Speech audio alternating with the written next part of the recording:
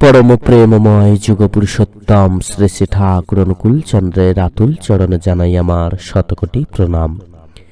जय गुरु सकल इष्टप्राण दाता मायरा।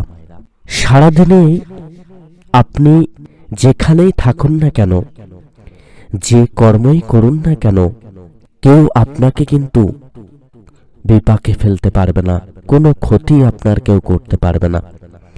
यदि आपनी এই বিশেষ জিনিস গ্রহণ করেন। পরমদয়াল যুগপুরুষোত্তম শ্রী শ্রী ঠাকুর অনুকূল চন্দ্র আমাদেরকে তিনটি জিনিস খাবারের বিধান দিলেন। এই তিনটি জিনিস যদি আমরা রোজ গ্রহণ করতে পারি তাহলেই কিন্তু সমস্ত বিপদ আপদ গ্রহদোষ ভাড়ার পাশাপাশি আমরা সহজেই শত্রুর ক্ষতির হাত থেকে বাঁচব, সকল প্রকার বাধার হাত থেকে বাঁচব। আমাদেরকে কেউ কোনোদিন কখনো বিপাকে ফেলতে পারবে না। আমরা যখন ঘর থেকে বার হই যে কোনো কর্ম করার উদ্দেশ্যে বা যে কোনো জায়গায় যাওয়ার উদ্দেশ্যে, আমরা কিন্তু কেউ জানি না কখনো আমাদের বিপদ বলুন বা ভাড়া বলুন বা কোনো শত্রু হয়তো কোনো ক্ষতি করার চেষ্টা করছে, বিপাকে ফেলার চেষ্টা করছে। সেটা কর্মক্ষেত্রে হতে পারে, ব্যবসা ক্ষেত্রে হতে পারে বা যে কোনো জায়গায় এটা কিন্তু হতে পারে। তো এর থেকে বাঁচার জন্য পরমদয়াল যুগপুরুষোত্তম শ্রী শ্রী ঠাকুর এই ছোট্ট বিধানটি আমাদের দিয়েছেন। কোন বিশেষ জিনিস আমাদেরকে গ্রহণ করতে হবে, পরমদয়াল যুগপুরুষোত্তম শ্রী শ্রী ঠাকুর কোন বিশেষ জিনিস খেতে বললেন, চলুন আমরা প্রত্যেকেই জেনে নেওয়ার চেষ্টা করি। সকল ইষ্টপ্রাণ দাদা মায়েরা, ভিডিও শুরু করার আগে আপনাদের প্রত্যেকের কাছে বিশেষ অনুরোধ, দয়া করে যারা এখনো পর্যন্ত আমাদের চ্যানেলটিকে সাবস্ক্রাইব করেননি সাবস্ক্রাইব করে দেবেন এবং লাইক শেয়ার ও কমেন্টস করে জানাবেন ভিডিওগুলো আপনাদের কেমন লাগছে। পরমদয়ালের এইরকম অমৃত কথা রোজ কিন্তু আপনারা শুনবেন এবং তার বিধিবিধান মেনে আপনারা কিন্তু জীবন পথে এগিয়ে চলার চেষ্টা করবেন, দেখবেন অনেক অনেক ভালো থাকবেন। তো চলুন এবার আমরা জেনে নিই পরমদয়ালের সেই অমৃত কথা, যে বিধানটি তিনি আমাদেরকে মেনে চলার কথা বলেছেন। জীবন থেকে সকল প্রকার বাধা বিপদ গ্রহদোষ আমরা প্রত্যেকেই কিন্তু দূর করতে চাই। আমরা চাই ভালো থাকতে, যাতে আমাদের কখনো কোনো বাধা না আসে, যাতে আমাদের ভাড়া বলুন গ্রহদোষ বলুন বা শত্রুর হাত থেকে আমরা যাতে বাঁচতে পারি, এটা কিন্তু সবসময় চেষ্টা করি। দেখুন, যারা আপনার শত্রু হবে তারা কিন্তু সবসময় আপনার ক্ষতি করার চেষ্টা করতে থাকবে। তো পরমদয়াল বলেন শত্রুদেরকে আলিঙ্গন করতে হয়, অর্থাৎ তাদেরকে ভালোবাসতে হয়। তাই আপনাকে কি করতে হবে, তার প্রিকশনটা আগে থেকে নিয়ে রাখতে হবে, যাতে সেই শত্রুর করা ক্ষতি আপনার কিচ্ছু না করতে পারে। এটা যদি আমরা করতে পারি তাহলে শত্রু দেখবেন এক সময় আপনার ক্ষতি করতে করতে করতে করতে সে নিজেই দুর্বল হয়ে পড়বে, সেই ক্ষতির সম্মুখে সে নিজেই পড়বে এবং সেই ক্ষতি তারই হবে। তাই আমাদেরকে বিনা যুদ্ধে কিন্তু জয়লাভ করার অস্ত্র তিনি দিলেন। আমরা যদি রোজ সকালবেলা ঘুম থেকে উঠে ইষ্টভৃতি পালন করতে পারি, এই ইষ্টভৃতি কত রকম ভাবে যে আমাদেরকে বাঁচিয়ে দেয়, কত ফাঁড়া গ্রহদোষ বাধা বিপদ মহাভীতি থেকে যে ইষ্টভৃতি আমাদেরকে বাঁচায়, সেটা কিন্তু আমরা যারা মন দিয়ে পূর্ণ বিশ্বাসের সঙ্গে ভক্তিভরে ইষ্টভৃতি পালন করি তারা অনুভব করতে পারি। প্রচুর এমন ফাঁড়া গ্রহদোষ দুর্ঘটনা আসে যেগুলো কিন্তু অল্পের ওপর দিয়ে আমাদের ওপর দিয়ে চলে যায়। এরকম প্রচুর অনুভূতি কিন্তু আপনার জীবনে আপনি যদি সঠিকভাবে ইষ্টভৃতি পালন করেন তাহলে বুঝতে পারবেন। এখন অনেকে প্রশ্ন করেন যে আমরা তো শ্রী শ্রী ঠাকুরের দীক্ষা নিইনি, ইষ্টভৃতি পালন করি না, তাহলে কি আমরা এই বিপদ ফাঁড়া থেকে বাঁচতে পারবো না? তাদের উদ্দেশ্যেও পরমদয়াল বিধান দিলেন। এই যে বিপদ ফাঁড়া আসে, এই বিপদ ফাঁড়া যাতে না আসে তার জন্য যেমন ইষ্টভৃতি সময় প্রার্থনা নাম জপ করার বিধান তিনি দিয়েছেন, ঠিক তেমন ভাবে আমাদের কর্মটাকে কিন্তু ঠিক করার বিধান দিয়েছেন, যে সঠিক কর্ম করতে হবে। কর্ম যদি না সঠিক হয় তাহলে আমরা কখনোই ভালো থাকতে পারবো না। তাই কর্মটাকে সঠিক করতে হবে।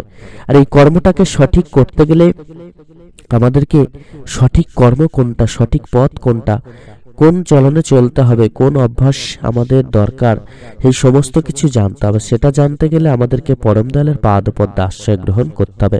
কেননা সেটা জানতে গেলে যে আমাদের প্রকৃত মানুষ হয়ে উঠতে হবে। আর মানুষ হওয়ার পথকে অবলম্বন না করলে আমরা কখনোই সেগুলো জানতে পারবো না এবং সেই মতো চলতে পারবো না। তাই মানুষ হয়ে উঠতে হবে। মানুষ হয়ে ওঠা মানেই হলো সুন্দর পথকে অবলম্বন করে চলা। সুন্দর পথকে অবলম্বন করে চলতে চলতেই আবার মানুষ হওয়া যায়। তাই তো পরম দয়ালের পথকে অবলম্বন করতে হয়।